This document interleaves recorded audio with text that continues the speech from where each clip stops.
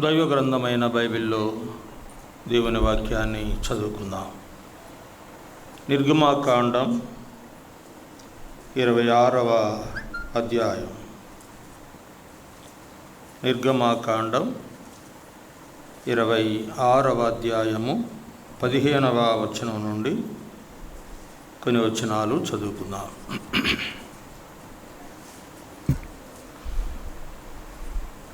మరియు మందిరమునకు తుమ్మకర్రతో నిలువు పలకలు చేయవలెను. పలక పొడుగు 10 మూరలు, పలక వెడల్పు 3.5 ఉండవలెను.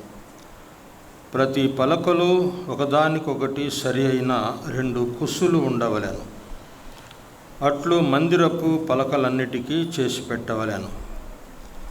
20 పలకలు కుడివైపున అనగా దక్షిణ దిక్కున మందిరమునకు పలకలు చేయవలెను.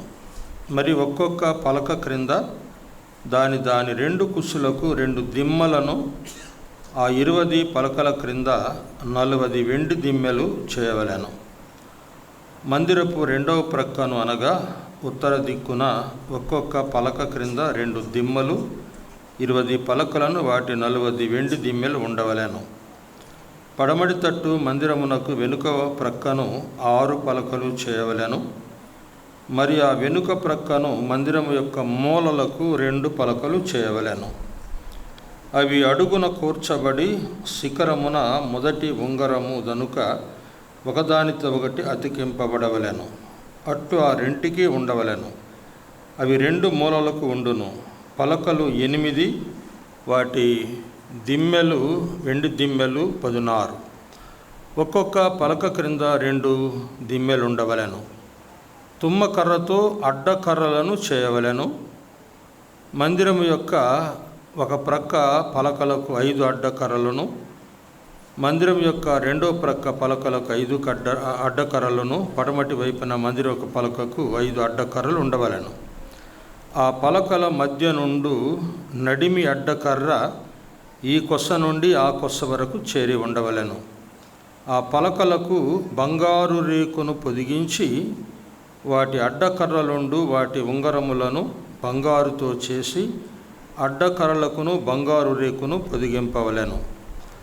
అప్పుడు కొండ మీద నీకు కనపరచబడిన దాని పోలిక చొప్పున మందిరమును నిలువబెట్టవలెను.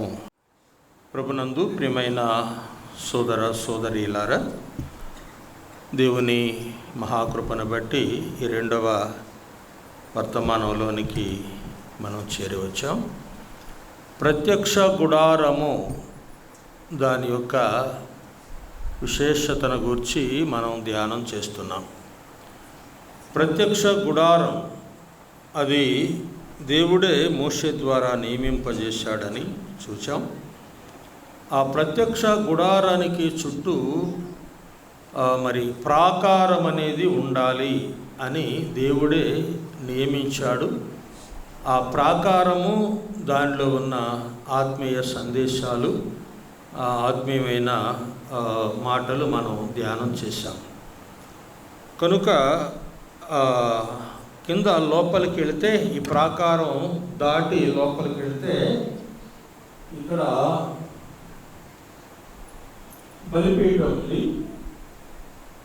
ఇత్తడి గంగాళం ఉంది. ఇత్తడి బలిపీఠం, ఇత్తడి గంగాళం, రెండింటి గురించి మనం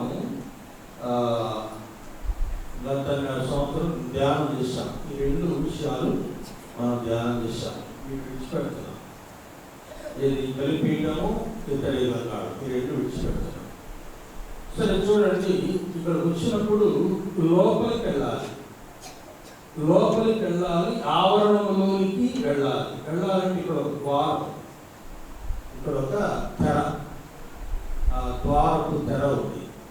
ఈ ద్వారపు తెర అనేది మనం గమనించినప్పుడు దీని ఎత్తు 5 మూరలు, దీని పొడవు 20 మూరలు. ఎత్తు 5 మూరలు, పొడవు 20 మూరలు. అప్పటికి 20 × 5 ఎంత అవుతుంది? 100 కదండి, 100. అయితే ఇక్కడ కూడా ఒక తెర ఉంది, ఇక్కడ కూడా ఒక తెర ఉంది. ఈ తెర ఎత్తు 10 మూరలు, వెడల్పు 10 మూరలు, 10 × 10 100. ఏదైనా 100, ఇదైనా 100, అదైనా 100. లోపల అడ్డ తెర ఉంది, అది కూడా 100. అంటే ద్వారపు తెరలి. ఈ ద్వారంలో ఉన్న లోపలికి వెళ్తే ఆవరణలోనికి వెళ్తాం. ఈ 5 మూరలు ఎత్తు, 20 మూరలు పొడవున్న ఈ తెర 100 అనే దాన్ని చూస్తున్నాం. 100 అంటే 100 అనేది దేనికి సూచనగా ఉందో గమనించండి ఒకసారి. ఆదికాండం 26వ అధ్యాయం 12వ వచనం చదవండి. ఆదికాండం 26వ అధ్యాయం 12వ వచనం చూడండి. ఇస్సాకు ఆ దేశమందున్నవాడై విత్తనము వేసి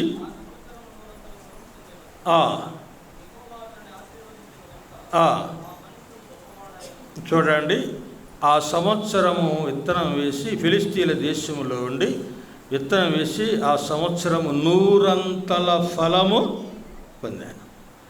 యెహోవా అతనిని అభివృద్ధిపరచను, ఆశీర్వదించను. 100 అనేది ఆశీర్వాదాన్ని చూపుతా ఉంది. 100 అంటే ఆశీర్వాదం. ఆశీర్వాదము, ఆ తెర ఆశీర్వాదానికి గుర్తుగా ఉంది. అయితే మరి లాబాను ఎలియాజరును అతనితో ఉన్న వారితో ఏమన్నాడు? యెహోవా వలన ఆశీర్వదింపబడినవాడ లోపలికి రమ్ము, బయట నిలువ నేల.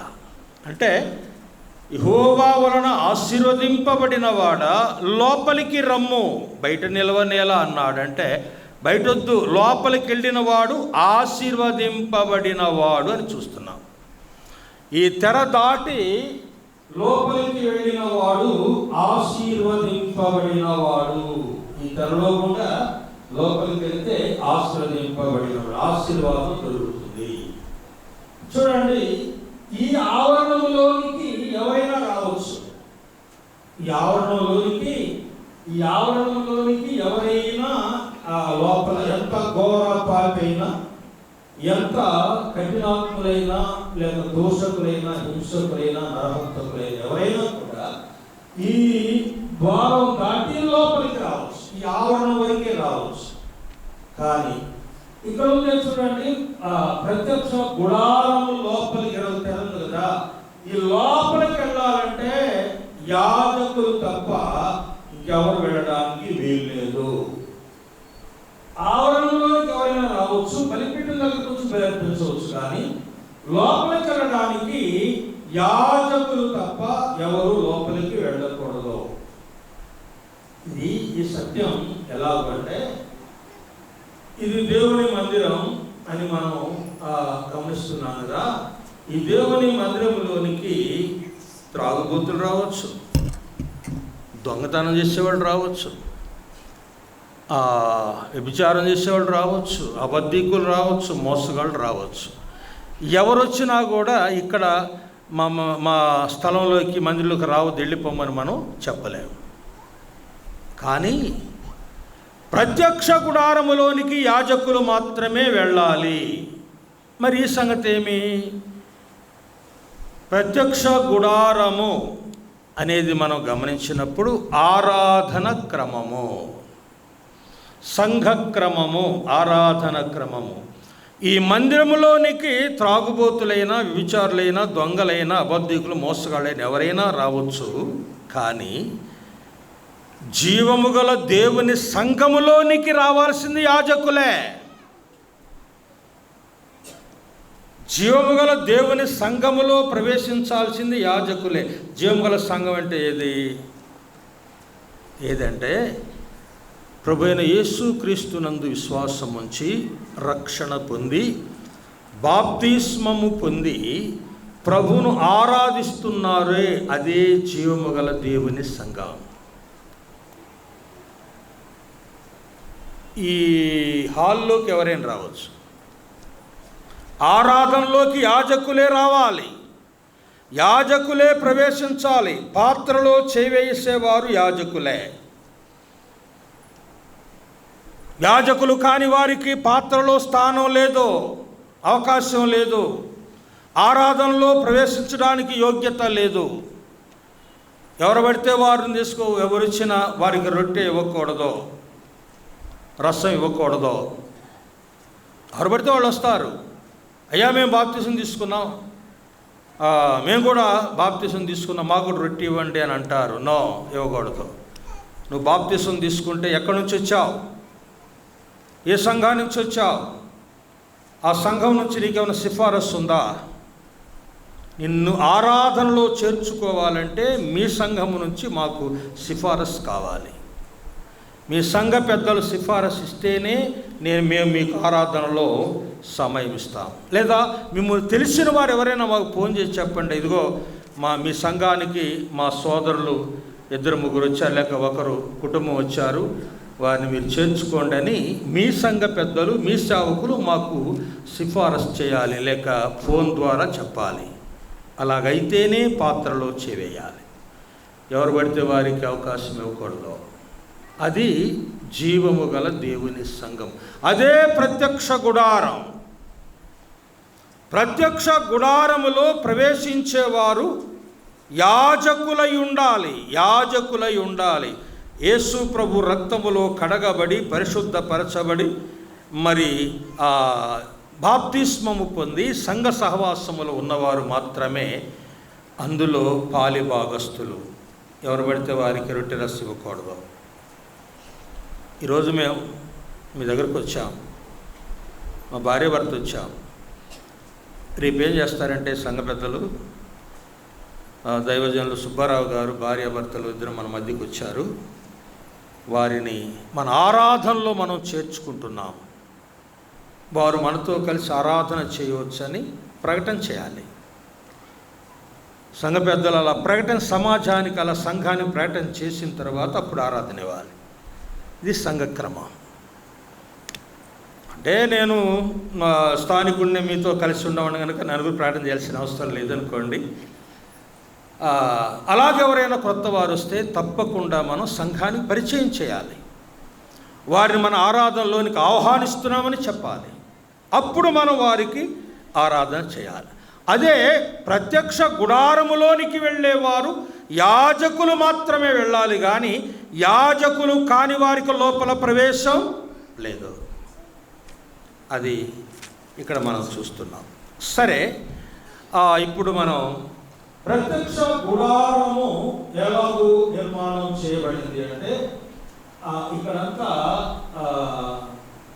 క్లియరెన్స్గా లేదు కనుక ఇక్కడ కనబడుతుంది. చూడండి, ఇదిగో ఇక్కడ వరుసగా నిలబెట్టబడిన పలకలు కనబడుతున్నాయి. పలకలు వరుసగా నిలబెట్టబడిన, ఒకవైపు 20 పలకలు నిలబెట్టబడ్డాయి, ఈ వైపు 20 పలకలు నిలబెట్టబడ్డాయి.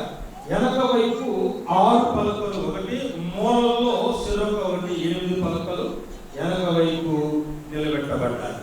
అయితే ముందు వైపున 5 స్తంభాలు ఉంటాయి. 5 స్తంభాలు ఉన్నాయి. ఈ ప్రత్యక్ష గుడారమును నిర్మాణం చేయడానికి పలకలు తయారు చేయాలి. పలకలు తయారు చేయాలి. ఎలాగూ చూడండి, 26వ అధ్యాయం 26వ అధ్యాయం మొదటి నుండి చదువుకుందాం. మరియు నీవు 15వ వచనం చదువుకుందాం. 15వ వచనం, మరియు మందిరమునకు తుమ్మకర్రతో నిలువు పలకలు చేయవలెను. ఏ కర్రతో చేయాలి? తుమ్మకర్ర. తుమ్మకర్రను దేవుడు కోరుకుంటున్నాడు. తుమ్మకర్రతో నిలువు పలకలు చేయవలెను. పలక పొడుగు 10 మూరలు, పలక వెడల్పు 3.5 ఉండవలెను అన్నాడు. ప్రతి పలకలో ఒకదానికొకటి సరైన 2 కుసులు ఉండవలెను అన్నాడు. పిల్లరా, పలక దేనితో చేయాలి? తుమ్మకర్రతో చేయాలి. తుమ్మకర్రతో చేసిన తర్వాత పలక పొడుగు 10 మూరలు, వెడల్పు 3.5 ఉండాలి. అయితే ఆ పలకకు ఏమన్నాడు ఇక్కడ 29వ వచనములో, ఆ పలకలకు బంగారు రేకును పొదిగించి అన్నాడు. పలకలకు బంగారు రేకు పొదిగించాలి. చూడండి, తుమ్మకర్రతో చేయాలన్నాడు. దేవుడు తుమ్మకర్రను కోరుకున్నాడు. బండారు, దేవదారు, టేకు, మరి సాలు, విలువైన కర్రలు, గంధం కర్ర ఉంది, ఎర్రచందనం ఉంది. ఎర్రచందనం అంటే బంగారంతో సమానమైన విలువ కలిగిన ఎర్రచందనం ఉంది, గంధక ఉంది, గంధం చెక్కలు ఉన్నాయి, దేవదారు చెక్కలు ఉన్నాయి, బండారు చెక్కలు ఉన్నాయి, లెబానోను రాణులు ఉన్నాయి. మరి వాటిని కోరుకోలేదే? దేవుడు వాటిని కోరుకోలేదు. దేవుడు దేన్ని కోరుకున్నాడంటే, ఎన్నిక లేని తృణీకరింపబడిన మరి తుమ్మకర్రను కోరుకున్నాడు. తుమ్మకర్ర ఆయనకు కావాలి, తుమ్మకర్ర కావాలి. ప్రియులారా, ఈ ఎన్నిక లేని తుమ్మకర్రని ఆయన కోరుకున్నాడు అంటే అందులో ఆయన ప్రేమ మనకు కనబడుతూ ఉంది. మన దేశానికి మొట్టమొదట మిషనరీలు వచ్చినప్పుడు 18వ శతాబ్దం లేక 19వ శతాబ్దంలో మిషనరీలు మన దేశానికి వచ్చినప్పుడు మొట్టమొదట ఎక్కడికి వచ్చారు వారు అంటే, ధనవంతుల దగ్గరకు రాలేదు. గొప్ప ఐశ్వర్యం కలిగిన వారికి, విద్యావంతుల దగ్గరకు వారు రాలేదు. వారు ఎక్కడికి వచ్చారు అంటే బీదవారి ఇండ్లలోకి వచ్చారు. బీదవారి ఇండ్లలో, తృణీకరింపబడిన వారి ఇండ్లలో మరి సరైన వస్త్రాలు లేక, సరైన నివాసాలు లేక వెనకబడి ఉన్న వారి దగ్గరకు వాళ్ళు వచ్చి వారిని ప్రేమించి వారికి వస్త్రాలు ఇచ్చి, వారికి ఆహారానికి మరి ధాన్యాలు ఇచ్చి, వారిని ప్రేమించి వారి దగ్గరకు వచ్చి వారికి సువార్త చెప్పారు ముందు. మరి బీదవారు కదా అండి, వాళ్ళు అన్నం పెడితే తింటున్నారు, వస్త్రాలు ఇస్తే ధరిస్తున్నారు, మరి వాళ్ళు చెప్పిన మాటలు వింటున్నారు. ఐశ్వర్యవంతులకు అక్కర్లేదు కదా, ఐశ్వర్యవంతులు ధనవంతులకు అవి అవసరం లేదు కదా, పండితులకు అవి అవసరం లేదు కదా. కానీ బీదవారికి అవసరమైన ఆహార పానీయాదులు ఇచ్చి వారికి సువార్త చెప్పగా వారు ప్రభువు నమ్ముకున్నారు. మన దేశంలో మొట్టమొదట వారు ప్రభువును నమ్ముకొని, వారు ప్రభువును విశ్వాసం ఉంచి రక్షణ పొంది సంఘాలుగా కూడుకున్నారు. అలాగున మిషనరీలు సువార్త ప్రారంభించి ప్రకటించారు. అలాగైతే దేవుడు ఎవరిని కోరుకున్నాడు? కొరింథీయులకు రాసిన మొదటి పత్రిక చూడండి, 1వ అధ్యాయము 27వ వచనం. 1వ అధ్యాయము 27వ వచనం. ఏ శరీరియు దేవుని ఎదుట అతిశయింపకుండునట్లు జ్ఞానులను సిగ్గుపరచుటకు లోకములో ఉన్న వెర్రివారిని దేవుడు ఏర్పరచుకొని ఉన్నాడు. బలవంతులైన వారిని సిగ్గుపరచుటకు లోకములో బలహీనులైన వారిని దేవుడు ఏర్పరచుకున్నాడు. ఎన్నికైన వారిని వ్యర్థము చేయుటకు లోకములో నీచులైన వారిని దేవుడు ఏర్పరచుకున్నాడు. తృణీకరింపబడిన వారు, ఎన్నిక లేని వారు, నీచులు, బలహీనులు, వారిని దేవుడు ఏర్పరచుకున్నాడు. లోకములో వారిని దేవుడు ఏర్పరచుకున్నాడు. వారే ఆయనకు కావాలి.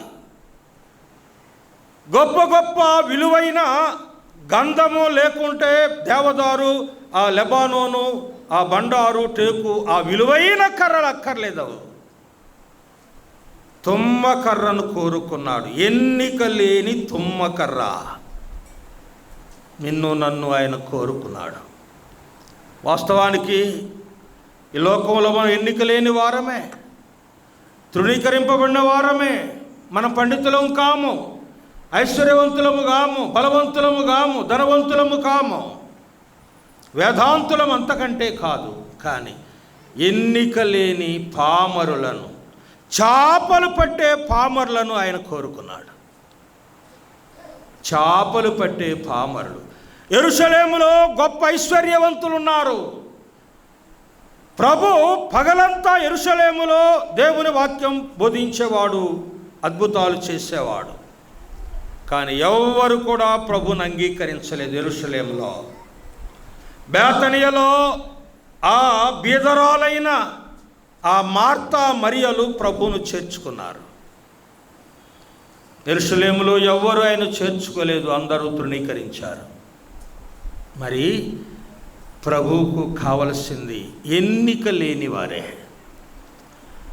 బలహీనులైన వారినే ఆయన బలపరిచేవాడు. తృణీకరింపబడిన వారినే ఆయన ఎన్నుకున్నాడు. తుమ్మకర్ర ఆయన కోరుకున్నట్లుగా చూస్తూ ఉన్నాం. తర్వాత యెషయా గ్రంథం 10వ అధ్యాయం 33వ వచనం. యెషయా గ్రంథం 10వ అధ్యాయం 33వ వచనం. ప్రభువును సైన్యములకు అధిపతియునగు యెహోవా భీకరముగా కొమ్మలను తెగగొట్టగా మిక్కిలి ఎత్తుగల చెట్లు నరకబడినట్లు అడవి పొదలను ఇనుప కత్తితో కొట్టివేశాను. అడవి పొదలను ఇనుప కత్తి, ఆయన అడవి పొదలను ఇనుప కత్తితో నరికేశాడండి. పొద చూడండి, ఇనుప కత్తి, ఆయన చేతిలో కత్తి ఉంది. అదే రెండంచులు కలిగిన వాడి అయిన కత్తి. ఆ ఖడ్గముతో పొదలను నరికేశాడు, మ్రానులను నరికేశాడు, కొట్టివేశాడు. నరకబడిన మ్రాను, నరకబడిన మ్రాను. నరకబడిన మ్రాను ఏం చేయాలి? ఎందుకు నరకబడింది? ఎందుకు నరకబడిందంటే అది దేవుని మందిరానికి కావాలి. ప్రత్యక్ష గుడారము నిర్మాణం చేయాలి. ఆ మందిరానికి ఆ కర్ర కావాలి కనుక ఆ చెట్టు ముందు కత్తితో నరకబడాలి. చూడండి, ఆ మ్రాను మోసుకొని, నరకబడిన మ్రాను మోసుకొని పనివారు తీసుకొచ్చి మందిరం దగ్గర వేస్తే అక్కడ పనివారు ఆ దాన్ని కోసి బద్దలు చేసి పలకలుగా చేసి దాని మీద బంగారు రేకు పొదిగించి దానిని మందిరంలో నిలబెట్టాలి. ప్రియులారా, కొట్టబడిన కోయబడిన ఆ మ్రాను 44వ అధ్యాయం 13వ వచనం కూడా చదివయ్యా. 44 యెషయా గ్రంథం 13వ వచనం.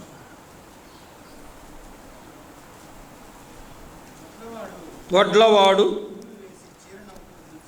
నూలు వేసి గీచి చిత్రికలతో దానిని చక్క చేయును. కర్కాటముతో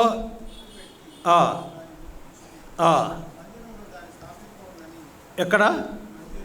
మందిరములో దానిని స్థాపింపవలనని.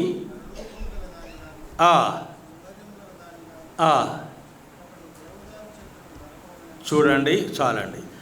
ఇప్పుడు మందిరములో దానిని నిలబెట్టాలని ఆ పనివాడు ఆ పలకను లేక ఆ కర్రను కోసి చెక్కి దాన్ని చిత్రికతో చిత్రీకరించి దానిని చదును చేసి దానికి బంగారు రేకు పొదిగించి దాన్ని నిలబెట్టాడు మందిరంలో. పిల్లరా, ఇప్పటికి మీకు అర్థమయ్యే ఉంటుందని నేను అనుకుంటున్నాను. మొదట చెట్టు నరకబడాలి. చెట్టు నరికిన తర్వాత ఇక భూమితో దానికి సంబంధం లేదు. చెట్టు నరికిన తర్వాత భూమితో ఉన్న సంబంధం తెగిపోయింది. అది దేవుని మందిరానికి తీసుకురాబడింది. దాని బెరడంతా తీసేసి దాన్ని పలకలుగా కోసి దాన్ని మీద బంగారు రేకు పొదిగించి మందిరంలో నిలబెట్టాడు. అలాగైతే మరి మనం దేవుని మందిరములో నిలబెట్టబడాలి అంటే ముందు సువార్తనే కత్తితో నరకబడ్డాం. సువార్త విన్నాం. ప్రభువైన యేసుక్రీస్తును గూర్చిన రక్షణ సువార్త వినబడగా విని ఆ సువార్తకు మనం లోబడ్డాం, సువార్తను నమ్మాం, మనం నరకబడ్డాం. చూడండి, పేతురు పరిశుద్ధాత్మతో నిండుకున్నవాడై లేచి సువార్త ప్రకటింపగా ఆ సువార్త విన్నవారు హృదయములో పొడవబడి, సువార్త వలన వారు హృదయములో పొడవబడి 3,000 మంది ప్రభువును నమ్ముకున్నారు.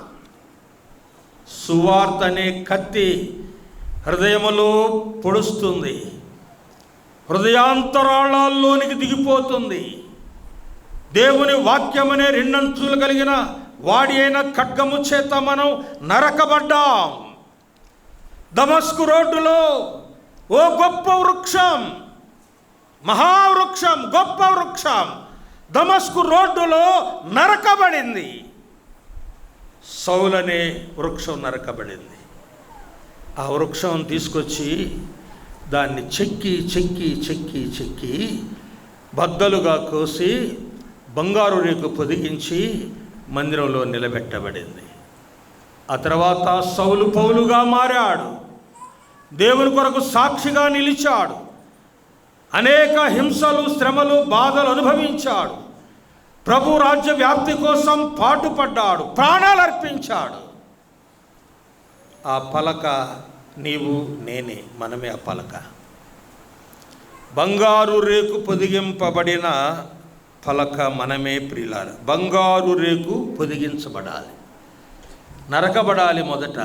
ఇక నరకబడినప్పుడు భూమితో ఆ చెట్టుకు సంబంధం తెగిపోయింది.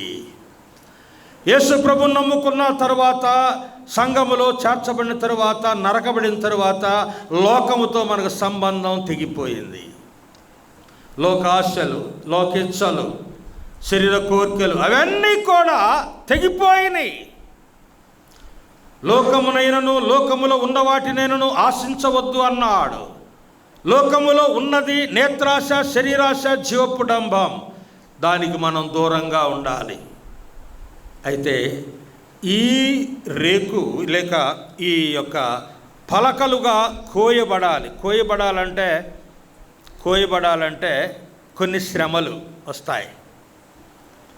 చిత్రకారుడు ఏం చేస్తాడంటే దాన్ని రంపంతో కోస్తాడు, దాని మీద ఉన్న బెరడంతా తొలగిస్తాడు. అదేదన్నా ముడులు వంకర్లు ఉంటే వాటన్నిటిని చక్కగా నరుగుతాడు.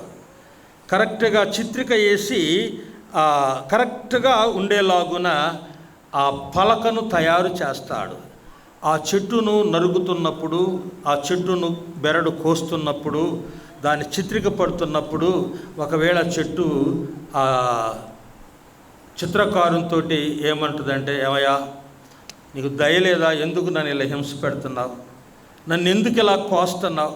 నన్ను ఎందుకు ఇలా నరుగుతున్నావు? నన్ను ఎందుకు ఇలా చెక్కుతున్నావు? నీకు దయలేదా నా మీద అని ఒకవేళ చెట్టు అన్నదనుకోండి, ఆ కొమ్మ అన్నదనుకోండి, ఆ పనివాడు ఏమంటాడంటే, నేను నిన్ను నరకాలి, నేను నిన్ను కొయ్యాలి, నేను నిన్ను చిత్రిక పట్టాలి, నేను నిన్ను సాఫ్ చెయ్యాలి. అలా చేస్తేనే నీవు మందిరంలోకి పనికొస్తావు. నేనలాగు నిన్ను శ్రమ పెడితేనే, నేనలాగు నిన్ను తయారు చేస్తేనే నీవు దేవుని మందిరములో బంగారు రేకుతో పొదిగింపబడి బంగారు పలకగా పిలువబడతావు అని అతడు చెప్పగలడు. ప్రియులారా, ప్రభువు నమ్ముకున్న తర్వాత మనకు కొన్ని శ్రమలు రావచ్చు, బాధలు కలగవచ్చు, హింసలు కలగవచ్చు.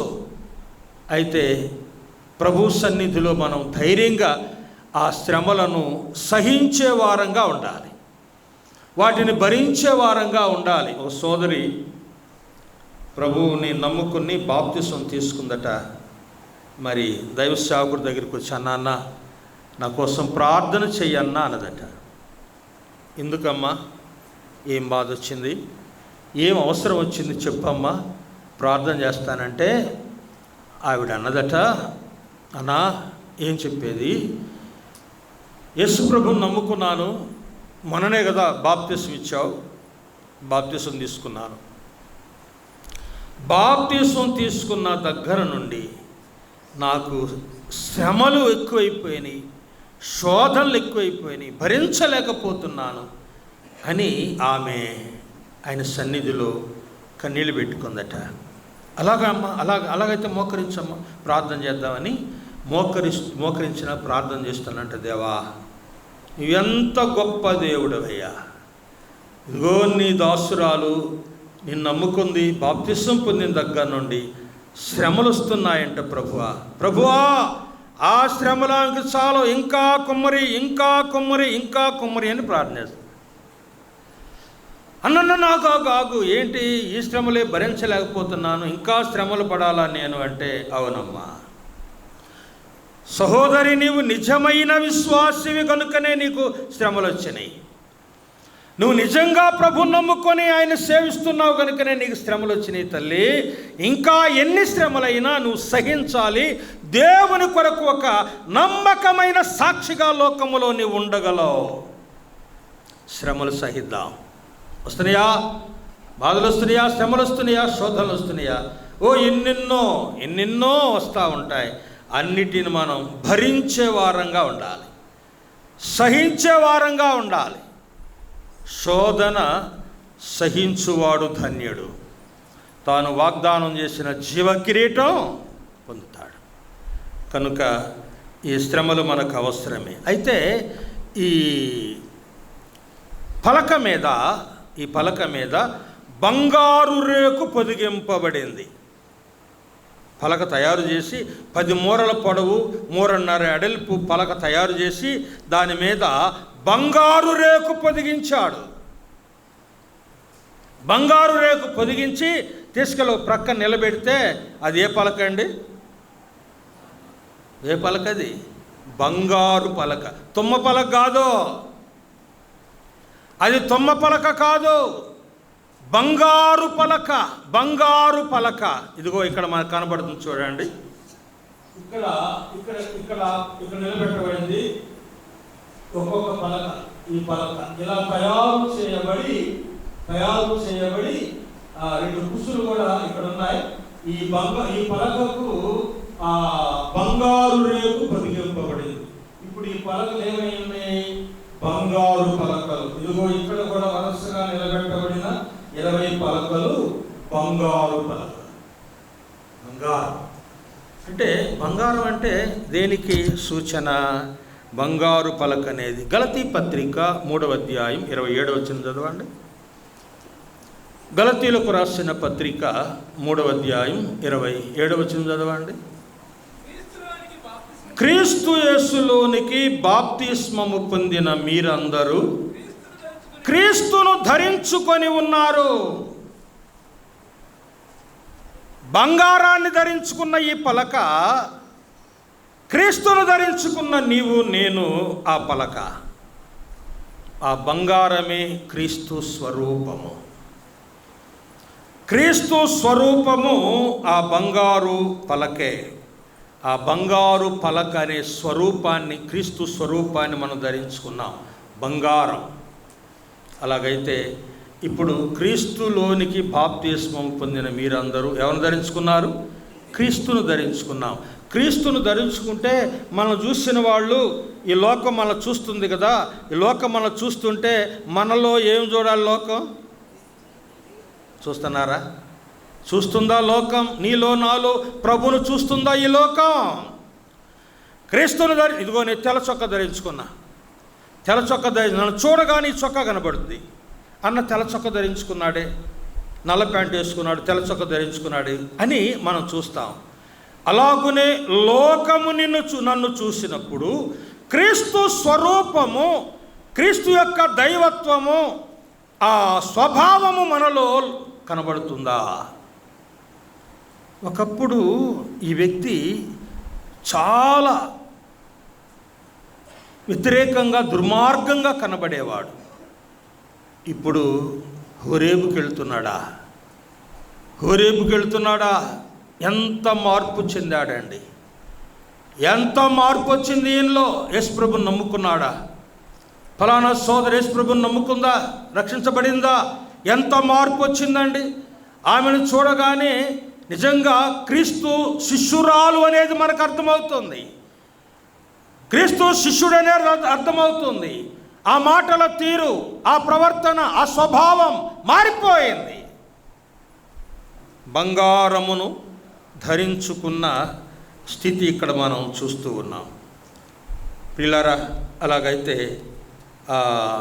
మనము ప్రభువుకు అవసరమైన, దేవుని మందిరానికి అవసరమైన వారంగా మనం ఉన్నాం. కొరింథీ మొదటి పత్రిక 6వ అధ్యాయం 19వ వచనం చూడండి. 6వ అధ్యాయం 19వ వచనం. మీ దేహములు దేవుని వల్ల మీకు అనుగ్రహింపబడి,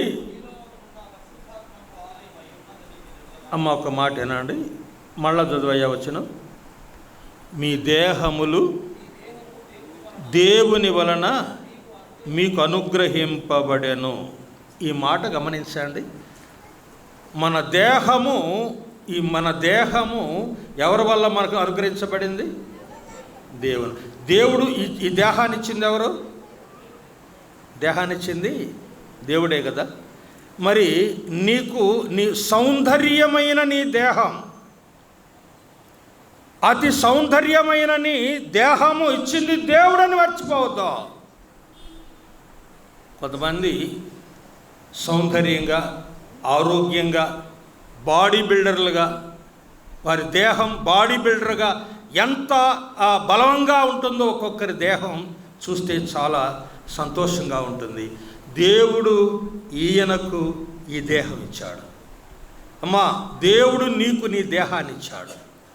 నీ దేహముతో ఆయనను మహిమపరచాలి. దేవుడిచ్చిన నీ దేహముతోనే దేవుని మహిమపరచాలి. మీ దేహములు దేవుని చేత మీకు అనుగ్రహింపబడి మీరు ఎరుగరా? దేవుని ఆత్మ మీలో నివసించుచున్నాడని మీరు ఎరుగరా? మీ దేహము దేవునికి ఆలయం. దేవుని ఆత్మ మీలో ఉన్నాడు, నివసిస్తున్నాడు. ఈ దేహము దేవునికి ఆలయం. ఈ దేహములో దేవుని ఆత్మ నివసిస్తున్నాడు. దేవుడు ఎక్కడుంటాడండి? దేవాలయంలోనే కదా. మరి ఈ దేవాలయంలో ఎవరున్నారు? దేవుడు ఉన్నాడా? దేవుని ఆత్మ ఉన్నాడా? ఉన్నాడు. కనుక దేవుని ఆత్మ చేత మనం నడిపింపబడుతూ ఉన్నాం. ఆ తర్వాత రోమా పత్రిక 6వ అధ్యాయం 13వ వచనం.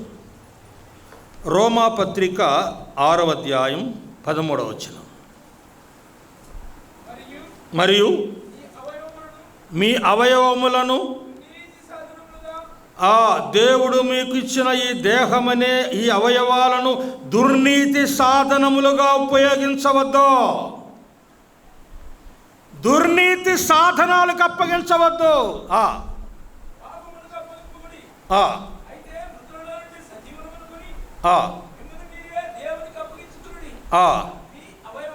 మీ అవయవములను నీతి సాధనములుగా ఉపయోగించండి. దేవుడు మీకు ఇచ్చిన అవయవాలు బాగున్నాయి. కాళ్ళు బాగున్నాయి, కళ్ళు బాగున్నాయి, చేతులు బాగున్నాయి, నోరు బాగుంది, తల బాగుంది, అంతా బాడీ బాగుంది, శరీరం బాగుంది. దేవుడు నీకు ఇచ్చిన ఈ శరీరాన్ని, దేహాన్ని దేనికి అప్పగిస్తున్నావు? దుర్నీతికి అప్పగిస్తున్నావా? దుర్నీతి సాధనాలుగా ఉపయోగిస్తున్నావా? నీతి సాధనాలుగా ఉపయోగించండి. చక్కని స్వరం ఇచ్చాడు దేవుడు నీకు, మంచి కంఠం ఇచ్చాడు. దేవుని మాటలు చెప్పవా? సువార్త ప్రకటించడానికి అప్పగించవా? మంచి స్వరం ఇచ్చాడు. దేవుని పాటలు పాడడానికి నీ స్వరాన్ని అప్పగించవా? మంచి బలమైన కాళ్ళు ఇచ్చాడు. సువార్త ప్రకటించడానికి అనేక ప్రాంతాలకు తరలి వెళ్ళవా? దేవుని కొరకు నీతి సాధనాలుగా మీ దేహమును, మీ అవయవాలను సమర్పించుకోండి, ఉపయోగించండి.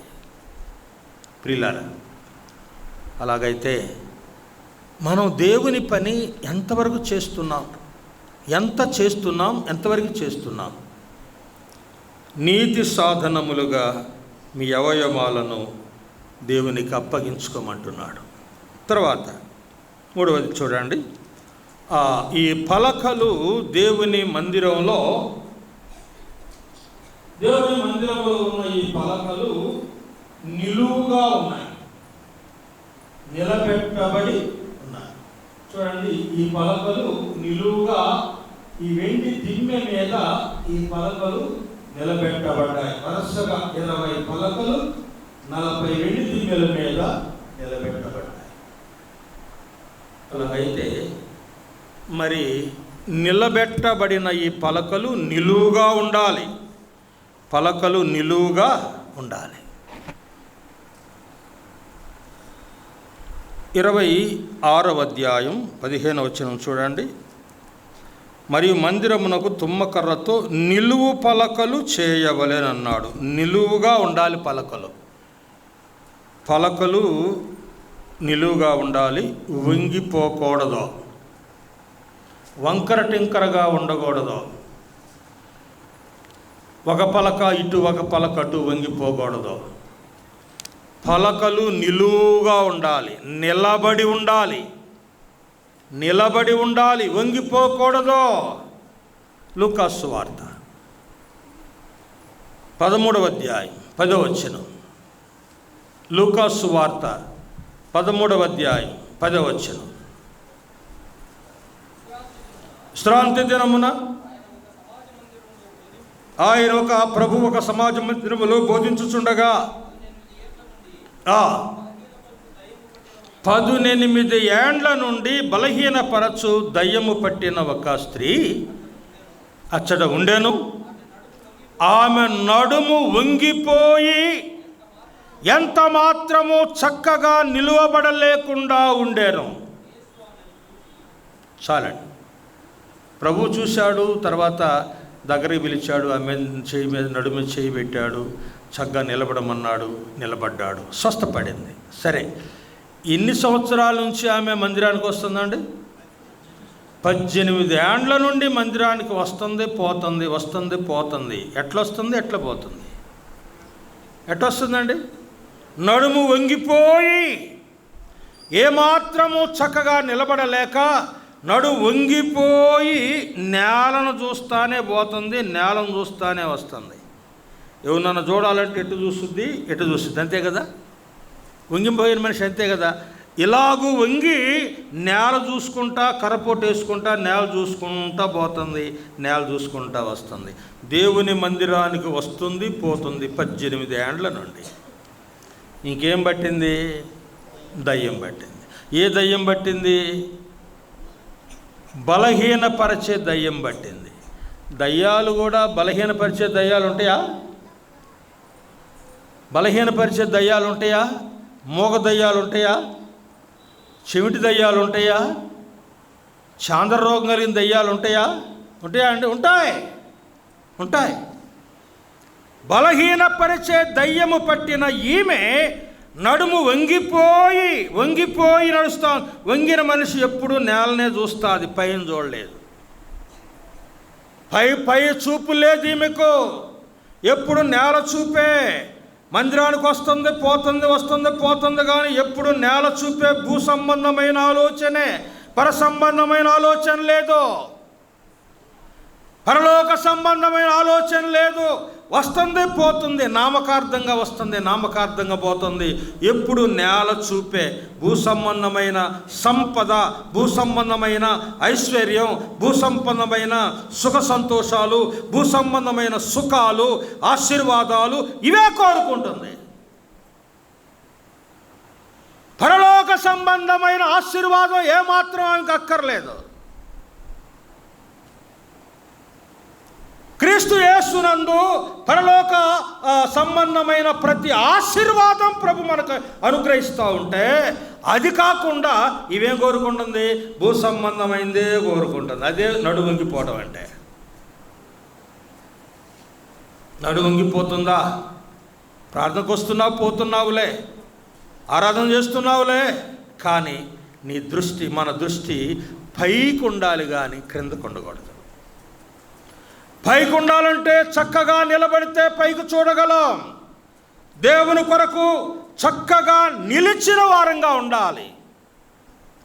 తాను నిలిచి ఉన్నాను అని అనుకునేవాడు పడిపోకుండా చూసుకోవాలి. పడిపోకుండా చూసుకోవాలి. నిలబడి ఉన్నాను అని అనుకున్నాడు, పైకి చూడవలసిన వాడు కిందకు చూశాడు, కళ్ళు తిరిగిని, పడిపోయాడు. మిద్ది మీద ఎక్కాడు, అటు ఇటు పచార్లు కొడుతున్నాడు. పైకి చూడాల్సిన వాడు పైకి చూడకుండా కింద చూశాడు, చూడరాని దృశ్యాన్ని చూశాడు, కళ్ళు తిరిగిని, పడిపోయాడు. ఎవరయ్యా ఆయన? రైట్. ఎక్కడ పడ్డాడు? పాపములో పడ్డాడు. జాగ్రత్త. పరలోక వైపు చూడవలసిన దృష్టి. యుద్ధమంతా సైన్యములో ఉంటే పరలోకం వైపు ఉన్న దేవుని వైపు చూచి చేతులెత్తి ప్రార్థన చేయాల్సిన దావీదు క్రింద చూశాడు, పడిపోయాడు. నడువంగిపోయిన దయ్యం బట్టినోడైపోయాడు. నువ్వెలా ఉన్నావు సోదరుడా, సోదరి? మనం ఎలా ఉన్నాం? మన దృష్టి భూ సంబంధమైన వాటి మీద కాదు. ఫాక్స్ గారు క్రైస్తవ నిరీక్షణ అనే పత్రికలో, ప్రతి నెల వచ్చే పత్రికల్లో ఒక బొమ్మ వేస్తాడు. అంటే మెయిన్ షీట్లు లేక మెయిన్ పేజీలో, కవర్ పేజీలో బొమ్మ వేస్తాడు. ఏమేమి బొమ్మ వేస్తాడంటే రకరకాల బొమ్మలు వేస్తాడు. ఒకసారి ఒక బొమ్మ ఏం వేశాడంటే, ఒక మనుష్యుడు కింద కూర్చొని పోగు చేసుకుంటున్నాడు. బూడిదంతా కోబెట్టుకుంటున్నాడు. పోగేసి బూడిదంతా చేసుకుంటున్నాడు. పైకి తల ఎత్తితే కిరీటం పెడదామని ప్రభు కిరీటం పట్టుకొని ఉన్నాడు. అంటే ఆ కిరీటంతో వీడికి పని లేదు. వీడికి కావాల్సిందేంటి? భూలోకంలో ఉన్న బూడిద. ఏంటి బూడిద? భూలోకంలో నీకు ఎంత ఉన్నా ఏది ఉందంతా బూడిదే. అది లోకంలో విడిచిపెట్టిపోయేదే. మిక్కుడమైన వేండ్రముతో, మహావేండ్రముతో అగ్ని వచ్చి కుమ్మరించబడగా మొత్తం బూడిదైపోయేదే. ఆ బూడిదను పోగేసుకోవడానికి తల ఉంచుకొని పోగేసుకొని కుప్ప చేసుకుంటున్నాడు. బూడిద. దాని మీద, ఆ కుప్ప మీద బూడిద అని రాసింది. పైన కిరీటం ఉంది. తల పైకెత్తుతావా? ఈ కిరీటం పెడతా. తల పైకెత్తు, కిరీటం పెడతా. పరలోక సంబంధం దాని మీద దృష్టి ఉంచితే ఈ కిరీటం నీకు పెడతానని ప్రభు కిరీటం పట్టుకొని ఉన్నాడు. అది అక్కర్లేదు. ఇతడు నడు వంగిపోయిన వాని వలె ఉన్నాడు. ఇలారా, అలాగైతే మనం చక్కగా నిలిచిన వారంగా, పలకలు కలిగిన వారంగా ఉండాలి. వంగిపోకూడదు. యెహెజ్కేలు గ్రంథం 2వ అధ్యాయం 1 వచనం, 1-2 వచనాలు. యెహెజ్కేలు గ్రంథం 2వ అధ్యాయము 1-2 వచనాలు.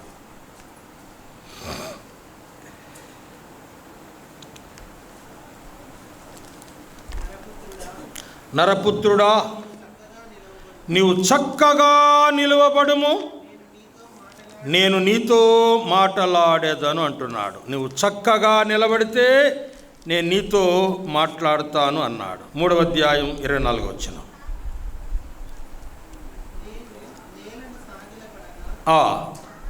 ఆత్మ నాలో ప్రవేశించి నన్ను చక్కగా నిలవబెట్టెను. సాగిలపడినప్పుడు, నరపుత్రుడా నువ్వు చక్కగా నిలబడితే నేను నీతో మాట్లాడతా. నువ్వు వంగిపోతే, పడిపోతే నేను మాట్లాడలేను. నువ్వు చక్కగా నిలబడితే నేను నీతో మాట్లాడతా. ఆత్మ నాలోనికి వచ్చి నన్ను చక్కగా నిలువబెట్టాను. ఈ నిలువు పలకలు ఆత్మతో నిండుకున్న ప్రతి విశ్వాసికి సూచన. ఈ నిలువు పలకలు ప్రభు కొరకు నిలిచిన ప్రతి విశ్వాసికి సంకేతంగా చూస్తున్నాం. లేవియాకాండం 26వ అధ్యాయం 13వ వచనం. లేవియాకాండం 26వ అధ్యాయం 13వ వచనం. మీరు ఐగుప్తీయులకు దాసులు కాకుండా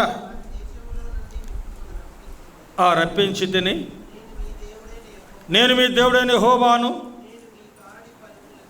నేను మీ కాడి పలుపులను తెంపి మిమ్మును నిలువుగా నడవజేశాను. మెడ మీద కాడి పెడితే ఎట్ట వంగుతారండి? వంగిపోవాల్సిందిగా, ఎద్దు వంగినట్టు వంగిపోవాలి కదా మెడ మీద కాడి పెట్టుకుంటే. దాస్యమనే కాడి క్రింద వారు వంగిపోయి వంగిపోయి వంగిపోయి ఉంటే కాడి పలుపులు తెగ్గొట్టి వారిని చక్కగా నిలబెట్టి నిలువుగా నడిచేటువంటి స్థాయి దేవుడిచ్చాడు. మనం నిలువుగా నడిచేవారం, నిలువుగా హుందాగా ఆనందంగా సంతోషంగా ప్రభు కొరకు నిలిచి ఉన్నాము. నిలవాలి, వంగకూడదు, నిలవాలి. రోమపత్రిక 14వ అధ్యాయం 14వ వచనం చూడండి. 14:4 రోమపత్రిక ఏమన్నాడు?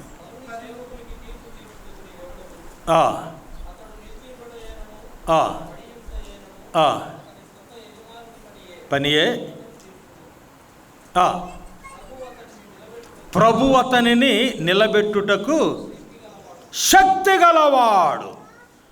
ప్రభు అతన్ని నిలబెట్టడానికి శక్తి గలవాడు. మళ్ళీ నిలబెట్టే శక్తి ప్రభు దగ్గరకు ఉంది. నిలబడాలంటే మనం నిలబడలేమండి. ఒక గోని సంచి తెచ్చి ఈ మధ్యలో నిలబెట్టి నిలువు అంటే నిలుస్తుందా? నిలబడుతుందండి? ఒక గోనె సంచి తెచ్చి నిలబడమంటే నిలబడుతుందా? నిలబడదు. దాని నిండా ధాన్యం పోసి నిలబడమంటే నిలబడుతుంది. మనం నిలబడాలంటే మనం నిలబడలేం. మన దగ్గర శక్తి లేదు, పడిపోతాం.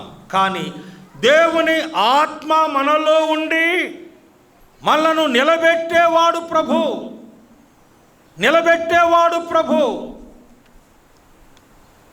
దేవుని ఆత్మ నింపుదల లేకపోతే ఎవరు కూడా నిలబడలేరు. నడివీధిలో నిలబడి, ఏ వీధిలో వద్దు, మీ వీధిలోనే, నీ వీధిలో, నీ బజారులో, నీ ఇల్లున్న నీ బజారులో నీవు నిలబడి దేవుని వాక్యాన్ని చేతబట్టుకొని పాపులను రక్షించడానికి యేసుప్రభు లోకానికి వచ్చాడు. నేను నమ్ముకున్నాను, రక్షించబడ్డాను, పరలోకి వెళతాను, మీరు కూడా నమ్ముకోండి, రక్షణ పొందండి అని చెప్పే ధైర్యం ఎవరిచ్చారండి? ప్రభు ఇచ్చాడు. ప్రభు మనలో ఉన్నాడు. ఆత్మరూపిగా మనలో ఉన్నాడు కనుక ఆ ధైర్యము మనం కలిగి ఉన్నాం. అంతే. నిలబడాలంటే మన చేత కాదు. సరే, వంగకూడదు అనే మాట మనం వంగిపోకూడదు. ఎస్తేరు గ్రంథం 3వ అధ్యాయం 2వ వచనం చదువుతారా? ఎస్తేరు గ్రంథం 3వ అధ్యాయం 2వ వచనం ఏమన్నాడు?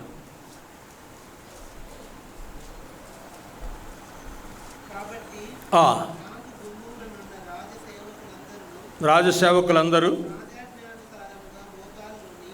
రాజాజ్ఞానుసారంగా మోకాళ్ళుని హామానుకు నమస్కరించిరి. మొర్దెకై వంగకయు నమస్కరింపకయు ఉండగా నువ్వు రాజాజ్ఞ ఎందుకు మీరుతున్నావు? హామాను వస్తున్నాడు. మొర్దెకై, ఏమయ్యా నీకు ఆలోచన లేదా ఏంటి? అసలు వినబడలేదా? నువ్వు ఎరగవా ఈ సంగతి? హామాను వస్తున్నాడు, మోకరించు, సాగిలప్పడు, వంగు, నమస్కారం చేయవయ్యా. లేకపోతే వాడు మంచోడు కాదు, చాలా దుర్మార్గుడు, కత్తి తీసుకొని శిరస్సుని నరికేస్తాడు. నువ్వు ఆ పని ఎందుకు చెయ్యి, మోకరించానంటే అందరూ మోకరించిన మొర్దెకై మాత్రం ఇలాగే నిలబడ్డాడు. నిలబడితే హామాను చూశాడు. ఏమరా వీడెవడో నమస్కారం చేయలేదు, అందరూ నమస్కారం చేస్తున్నారు, వీడెవడు నమస్కారం చేయలేదు అని ఆలోచన చేసి పక్కన అడిగాడు, వాడెవడరా అని. వాడు యూదుడండి. అని చెప్పగానే ఆహా, యూదులకింత పొగరా, అట్టయితే ఈయన చంపడం పెద్ద లెక్క కాదు, దేశంలో లోకంలో ఉన్న యూదులు మొత్తం చంపాలని వాడు నిర్ణయం చేసుకున్నాడు. చూడండి, అయితే హామాన్ని మొర్దెకాయని అడిగారు, వారు తోటి పక్కన ఉన్న వాళ్ళు అడిగారు, ఏంది మొర్దెకాయ, నమస్కరించవయ్యా, సాగిలపడవయ్యా, వంగవయ్యా అంటే, no I am a Jew, నేను యూదుడను, వంగను, నమస్కరించను. చంపేస్తాడయ్యా వాడు మంచోడు కాదు, హామాను దుర్మార్గుడు, చచ్చిపోయిన ఇష్టమే. ఈ అమాలేకుడైన హామానుకు నేను వంగను, నమస్కారం చేయను. చివరికి వాడే చచ్చాడు, హామానే చనిపోయాడులే. మొర్దెకై వంగకయు నమస్కరింపకయు ఉండెను. పిల్లారా, దేవుని పిల్లమైన మనం వంగిపోయే దశలో ఉండకూడదు, నిలువు పలకలుగా ఉండాలి, వంగిపోయే దశలో ఉండకూడదు, సాతాను ప్రలోభాలకు వంగిపోకూడదు. ప్రభుత్వంలో కొన్ని మార్పులు వచ్చినాయి కదా, ఇప్పుడు ప్రభుత్వంలో కొన్ని మార్పులు వచ్చినాయి. దేవుని మందిరానికి హోరేబుకి వెళ్ళేవాళ్ళు ఎంతమందో దారిలో కుర్చేసుకొని కూర్చుంటాడు ఎంఆర్ఓ, రేయ్ బట్టలు పంపిస్తాడు, రేయ్ లోపలికి వెళ్ళేవాళ్ళు ఎవరు కనుక్కోరా అని చెప్పినాడు, లిస్టు పెట్టుకొని కూర్చుంటాడు. ఫలానోళ్ళు, అయ్యగారు ఫలానోళ్ళు వెళ్ళారండి, రాయి పేరు రాయి, వరుసగా పేరు రాసి ఇంటికి లిస్ట్ ఇస్తాడు. ఏమయ్యా, నువ్వు క్రైస్తవుడవా? ఎవరు చెప్పారండి? నువ్వు చర్చికి వెళ్ళావు కదా, ఏదో ఒకటి వెళ్ళాను కానీ నేను ఎందుకు క్రైస్తవుని అవుతాను? నేను క్రైస్తవుని కాదండి, లేనిపోయింది నా రేషన్ తీసేయబాకండి, నా పెన్షన్ తీసేయబాకండి, నాది అది తీసేయబాకండి, ఇది తీసేయబాకండి, నా రాయితీలు తీసేయబాకండి అని చెప్తావా? అవునయ్యా, నేను క్రైస్తవుడినే. నా హోదా తీసేస్తావా? తీసేయి. పెన్షన్ తీసేస్తావా? తీసేయి. రీయింబర్స్మెంట్ పిల్లలకి ఫీజులు తీసేస్తావా? తీసేసుకో. రేషన్ లేదా పో.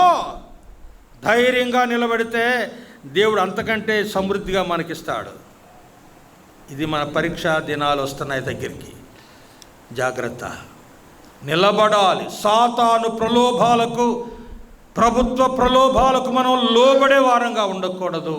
మన క్రైస్తవ జీవితంలో మనం వంగిపోయే వారంగా ఉండకూడదు, నిలబడాలి. ప్రభు కొరకు నిలబడే వారంగా ఉండాలనేది ఇక్కడ చూస్తూ ఉన్నాం.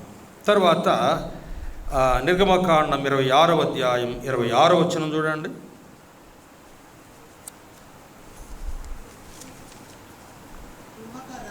తుమ్మకర్రతో అడ్డకర్రలు చేయవలెను. మందిరం యొక్క ప్రక్క పలకలకు 5 అడ్డకర్రలు, మందిరం రెండో ప్రక్క పలకలు 5 అడ్డకర్రలు, పడవడి వైపు మందిరం యొక్క ప్రక్క పలకకు 5 అడ్డకర్రలు ఉండవలెను. ఆ పలకల మధ్య నుండి నడిమి అడ్డకర్ర ఈ కొస నుండి ఆ కొస వరకు చేరి ఉండవలెను. ఈ సంగతి గమనించండి, ఈ విషయాన్ని ఒకసారి గమనించండి. ఇప్పుడు ఇక్కడ పలకలు ఉన్నాయి కదా, ఇక్కడ పలకలు ఉన్నాయి. ఈ పలకలకు వరుసగా 4 అడ్డకర్రలు ఉంటాయి, ఉంగరాలు ఉంటాయి. ఇక్కడ ఉన్నాయి కదా ఉంగరాలు, 4 ఉంగరాలు ఉంటాయి కదా. ఆ ఉంగరాల్లో ఒక్కొక్క అడ్డకర్ర, 4 అడ్డకర్రలు పైలు కనపడతాయి. ఆ 4 అడ్డకర్రలు ఆ పలకల పైన దూస్తారు. 4 అడ్డకర్రలు పైలు కనపడతాయి. కానీ ఒక అడ్డకర్రను చూడండి, ఇది ఇప్పుడు కనపడుతుంది. ఈ అడ్డకర్ర పై కనపడదు, లోపల 20 అడ్డకర్రలు లోపల ఉన్న ఒక అడ్డకర్ర ఈ చివరి ఆ చివరకు పోతాయి. ఆ కర్ర పై కనపడదు. పై కనబడే ఈ 4 అడ్డకర్రలు సంఘములో ఉన్న 4 లక్షణాలు.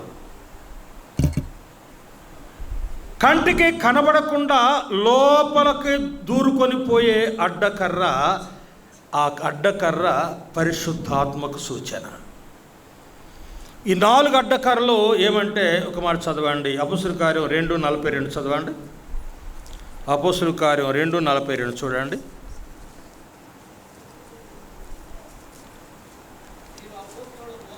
వీరు వీరంటే ప్రభుని నమ్ముకొని రక్షణ పొంది బాప్తిసం పొంది సంఘముగా కూడిన వీరు అపోస్తలుల బోధ,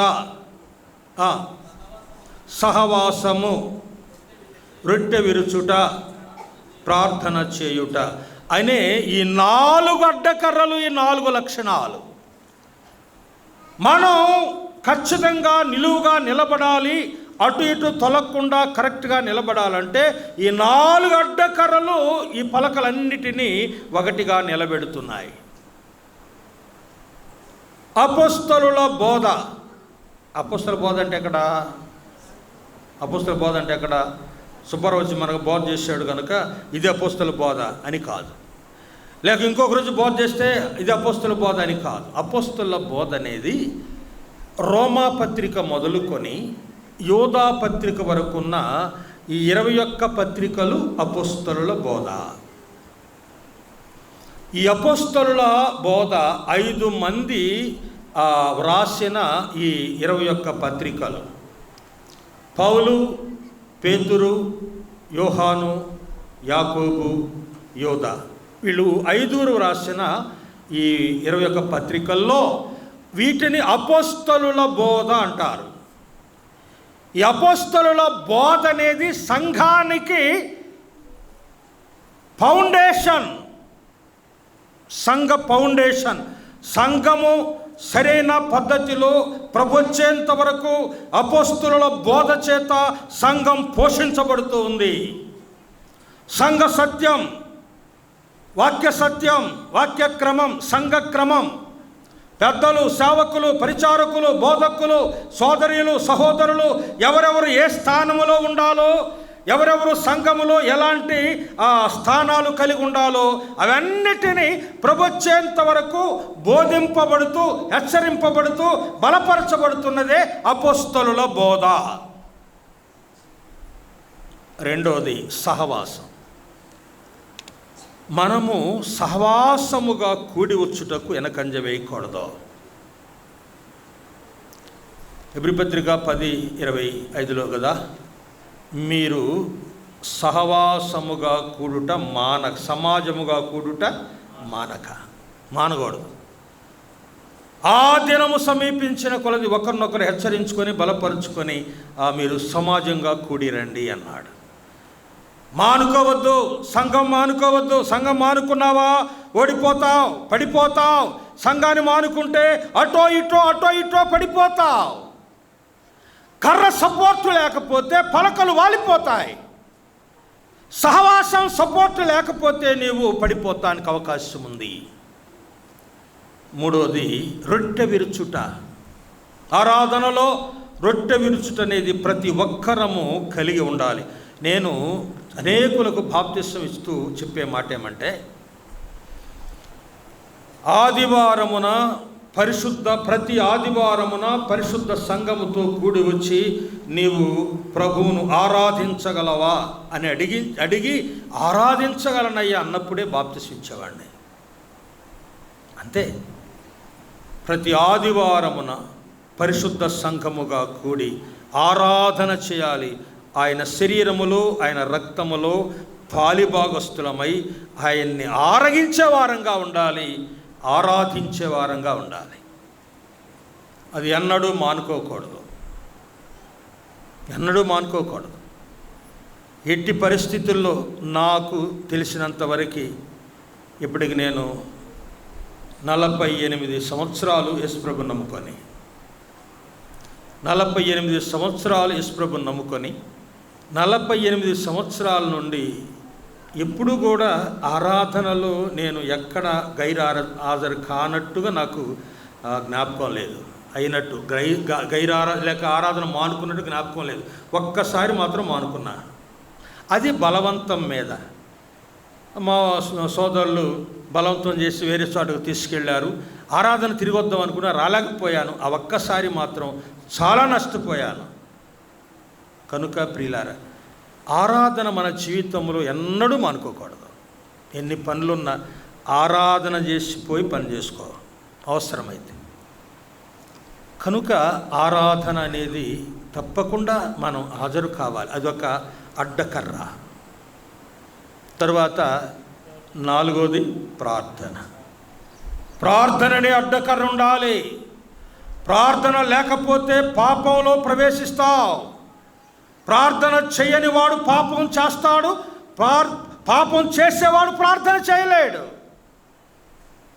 ప్రార్థన ప్రార్థన ప్రార్థన ఇది మన జీవితంలో అది రాజరగారు ఒక మాట చెప్పాడు. ప్రార్థన అనేదట శ్వాస వంటిదట. శ్వాస, ఈ శరీరం బ్రతకాలంటే శ్వాస నిశ్వాసలు అనేవి జరుగుతూ ఉండాలి. ఆక్సిజన్ పీల్చుకుంటాం, కార్బన్ డైఆక్సైడ్ వదిలేస్తాం. శ్వాస నిశ్వాసలు అది మన శరీరానికి జరిగే ప్రక్రియ. ఈ శ్వాస నిశ్వాసలు లేకపోతే ఈ శరీరం ఏమైపోద్ది? చచ్చిపోద్ది. ఒక్క నిమిషం ఓపిక పట్టండి. బాగా దమ్ము పెట్టేవాడు 1 నిమిషం పడతాడు, దమ్ము పడతాడు, 2 నిమిషాలు చచ్చిపోతాడు. కానీ ప్రార్థన అనేది లేకపోతే ఆత్మీయ జీవితంలో కూడా నీవు చచ్చిన దానితో సమానమే. ప్రార్థన ఉండాలి. ప్రార్థన ప్రభుతో రోజు మాట్లాడుకోవాలండి. ప్రభువా అని తండ్రి దగ్గర బిడ్డలు ఎలా మాట్లాడుకుంటారో, తండ్రి దగ్గరకు వచ్చి పిల్లలు స్కూల్కి వెళ్ళి సాయంత్రానికి వచ్చి పలకలు పుస్తకాలు అక్కడ పక్కన పడేసి తండ్రి దగ్గర చెరో పక్క కూర్చొని నాన్న అది నాన్న అటు జరిగింది ఇటు జరిగిందని తండ్రితో ఎంత సంతోషంగా ముచ్చడించుకుంటారండి. ఆడపిల్లలైతే మరీ తండ్రి దగ్గరకు వచ్చి ఏమేమో ఊసులు చెప్తూ ఉంటారు కదండి. మగపిల్లడైతే తల్లి దగ్గరికి పోయి చెప్తాడు, తల్లి దగ్గరికి పోయి మాట్లాడతాడు. అట్లాగూ తల్లిదండ్రుల దగ్గర బిడ్డలు ఎంత సంతోషంగా ఆనందంగా హృదయపూర్వకంగా సంతోషిస్తూ తండ్రితో సంభాషణ చేసుకుంటాము. అలాగనే మన తండ్రితో మనం అలాగ సంభాషణ చేసుకోవద్దా? తండ్రితో మనం మాట్లాడుకోవద్దా? తండ్రి దగ్గర పరలోకపు తండ్రితో మనం సంభాషణ కలిగి ఉండవద్దా? ఈ 4 అడ్డకర్రలు ఉంటే ఇక నువ్వు పడిపోవు. నువ్వు చక్కగా నిలబడతావు, ప్రభువులో చక్కగా నిలబడతావు, ప్రభు కొరకు జీవిస్తావు. అయితే 5వ అడ్డకర్ర ఉందే, అది లోపల అంటే అన్ని పలకల్లో నుండి దూరిపోయే కర్ర, అది అడ్డకర్ర, అదే పరిశుద్ధాత్మ. దేవుని ఆత్మ మనలో నివసిస్తున్నాడు, మనందరిలో ఉన్నాడు. నీలో ఉన్నాడు, నాలో ఉన్నాడు, మనందరిలో ఉన్నాడు. ఒకే ఆత్మ, వేరు ఆత్మ కాదు. ఒకే ఆత్మలో మనందరిలో దూరుకుంటూ ఉండి మనలను నిలబెట్టేవాడు పరిశుద్ధాత్మ. ఆరాధనలో నడిపేవాడు పరిశుద్ధాత్మ. ఫిలిప్పీ 3:3 కదా, ఆరాధనలు నడిపేవాడు పరిశుద్ధాత్మ. ప్రార్థనలో నడిపేవాడు పరిశుద్ధాత్మ. రోమా 8:26. ఆ ప్రార్థనలో నడిపేవాడు పరిశుద్ధాత్మ. సేవలో నడిపేవాడు పరిశుద్ధాత్మ. అపోస్తలుల కార్యం 16. సేవ కొరకు పిలిచేవాడు పరిశుద్ధాత్మ. అపోస్తలుల కార్యం 13:1. సంఘ పెద్దలను ఏర్పరిచేవాడు పరిశుద్ధాత్మ. అపోస్తలుల కార్యం 20:28. పరిశుద్ధాత్మ లేకుండా సంఘములో ఏ కార్యక్రమం జరగదు. ఆత్మచేత మనం ఆరాధిస్తున్నాం, ఆత్మచేత మనం ప్రార్థన చేస్తున్నాం, ఆత్మచేత మనం పరిచర్య చేస్తున్నాం, ఆత్మ ద్వారా సేవకు వస్తున్నాం, ఆత్మ ద్వారా పెద్దలుగా పరిచర్య చేస్తున్నాం, ఆత్మ నడిపింపులో మనం ఉన్నాం. అందరిలో దూరుకొని పోయే అడ్డకర్ర, నిలువు కర్ర, బారు కర్ర ఈ చివరి నుండి ఆ చివరి వరకు ప్రతి సోదరిలో ప్రతి సహోదరుల్లో నిలిచి దూరి వెళ్ళే పరిశుద్ధాత్మకు సూచన. అప్పుడే ఆ మందిరము నిలబెట్టబడింది. ఆ సంగతులు మనం తలపోస్తున్నాం. పిల్లరా, ప్రత్యక్ష గుడారమునకు నిలబెట్టబడిన పలకలు 2 పలకలు ఉన్నాయి కదా, ఆ పలకలు ఉన్నాయి కదా, 2 వెండి దిమ్మెలు. ఆ వెండి దిమ్మెలే తండ్రి కుమారుడు. ఆ వెండి దిమ్మెలనే తండ్రి కుమారుని మీదనే మనం నిలబెట్టబడ్డాం. ఆయన మనలను బండ మీద నిలిపి మన పాదములు స్థిరపరిచాడు. కనుక ఈ మాటలు మన హృదయంలో భద్రపరుచుకొని ప్రభు కొరకు నమ్మకంగా జీవించే వారంగా ఉండాలి. బంగారు పలకల వలె మనం